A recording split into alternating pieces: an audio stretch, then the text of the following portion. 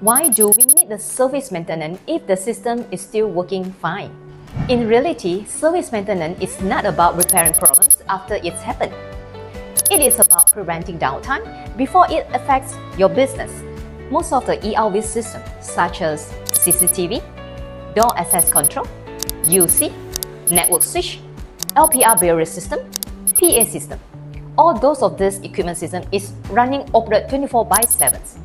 Over time, software bugs, hardware aging, firmware incompatibility, and a network change can silently create the risk.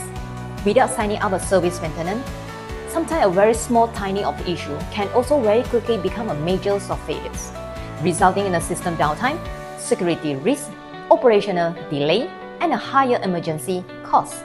Service maintenance is not an expense. It is an assurance of your system, your operation, and your peace of mind.